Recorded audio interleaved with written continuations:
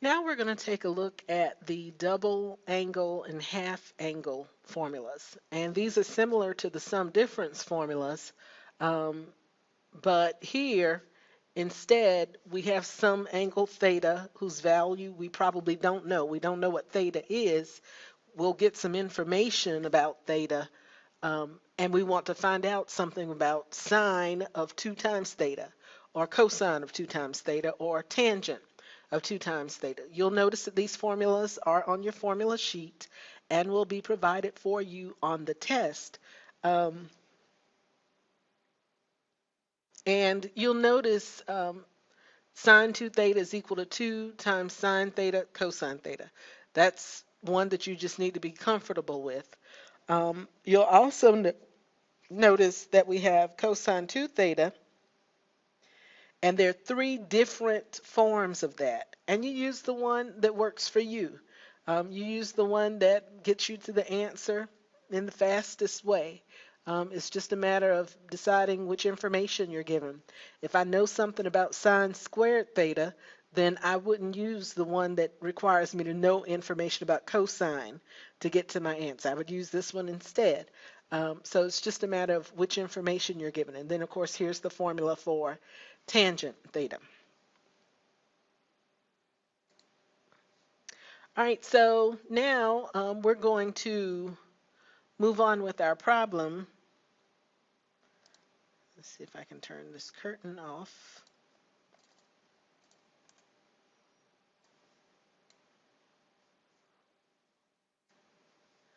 And we want to find sine of 2 theta, given that sine theta equals 3/5 and theta is between 0 and pi over 2. So I'm going to start by writing out my formula. Okay, sine 2 theta, we just saw, is equal to 2 times sine theta cosine theta. Okay, we know that sine theta is 3/5. Okay, cosine theta, I'm going to draw a triangle. Okay, again, they tell us that theta is in our first quadrant. So here's theta, and we know that the opposite over the hypotenuse is 3/5. Okay, and then we get 4 for our other side. So we know cosine theta is 4/5 adjacent over hypotenuse. And so we got 24 over 25.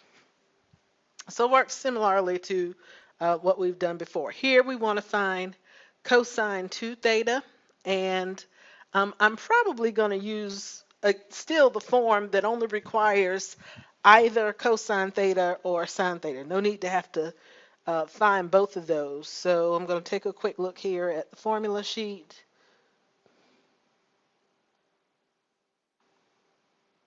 Yep.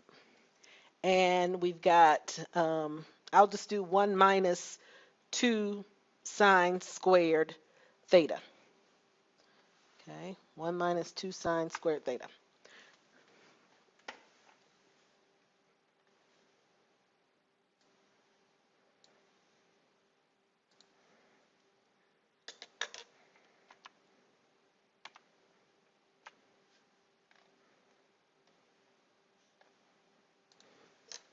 Okay, cosine 2 theta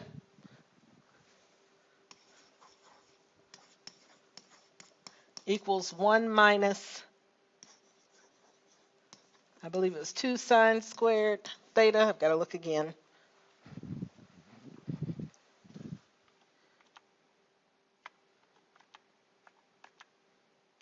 Yes, 1 minus 2 sine squared theta.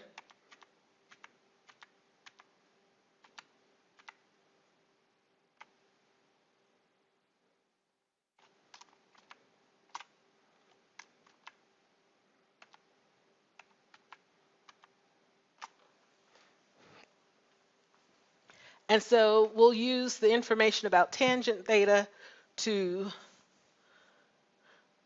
come up with the values for sine squared theta. We know here that theta, I believe this should say theta, is between 1/2 pi or rather pi over 2 and 3 pi over 2.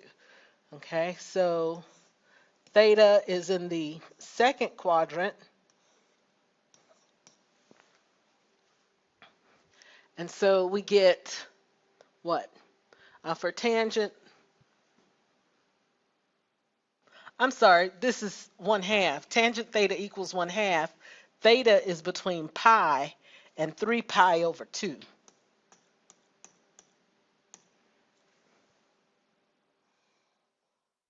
Okay, there we go. All right, so then we get that tangent theta equals 1/2. If this is my angle theta, then here's my opposite, here's my adjacent, and then I'm going to use Pythagorean theorem. I believe we're going to get 2 squared plus 1. That gives me 5. So this would be square root of 5. Okay, and so we get 1 minus 2 times, technically both of these are negative. For sine, we would have opposite over hypotenuse. So minus 1 over root 5 squared, 1 minus 2 times 1/5. So we get 1 minus 2/5 or 3/5. All right, we have similar formulas for half angles. Um, and those are also noted on your formula sheet. And we'll see if we can take a quick look at them here.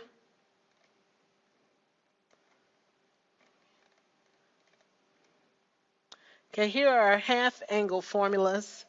Sine of alpha over 2 equals plus or minus the square root of 1 minus cosine alpha over 2. Okay, the radical is over all of this.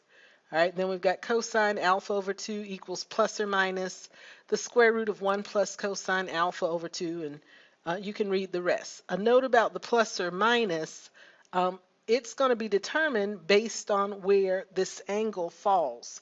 So we know, based on the quadrant, whether or not sine or cosine or tangent is going to be positive or negative. All right, so let's take a look then.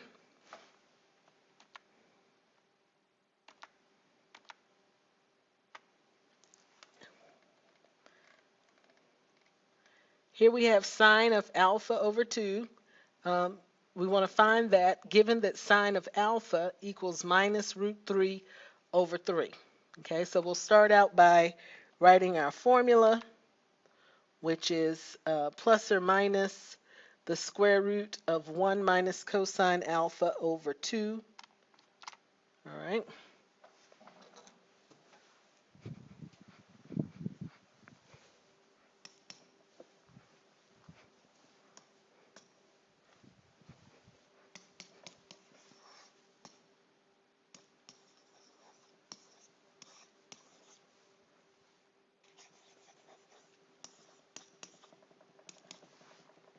Okay, and so what we know is sine alpha.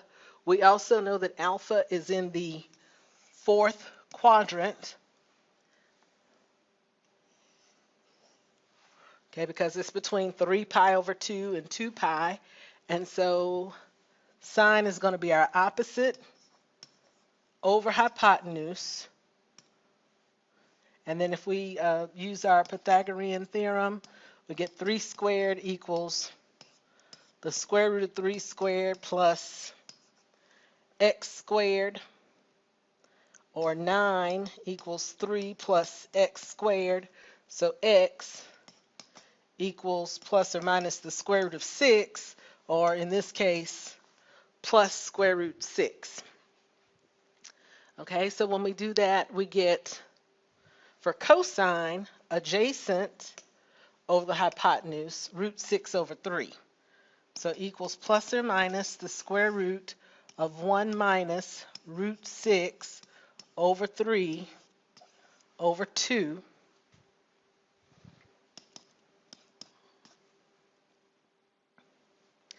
All right, so we'll multiply top and bottom by 3 to simplify this. Okay, and that means everything in the top each term gets multiplied by 3. So we get plus or minus the square root of 3 minus root 6 all over 6. Um, and we'll leave the answer at that. We don't have a perfect square on the bottom. We could, I guess if we wanted to, I don't know if this would clean it up any better. We could get something like the square root of 3 minus root 6 over the square root of 6, and then multiply top and bottom by square root of 6, but that's not really going to make this any prettier. So we'll just kind of leave it right here for now. Oh, except to consider whether or not our answer is actually positive or negative. We're looking at half of alpha. So if I take this quadrant, this is what we call a compound inequality. So I can divide each part by 2. If I divide 3 pi over 2 by 2, I get 3 pi over 4 is less than alpha over 2 is less than pi. Okay, I divided each of these pieces by 2. So alpha over 2 falls between pi and 3 pi over 4, still in the third quadrant. But what we know is that in the third quadrant, alpha is negative. So our final answer has to be negative. Okay, so we get negative square root 3 minus root 6 over 6 for our final answer. All right, let's see if we can apply that to a more concrete value.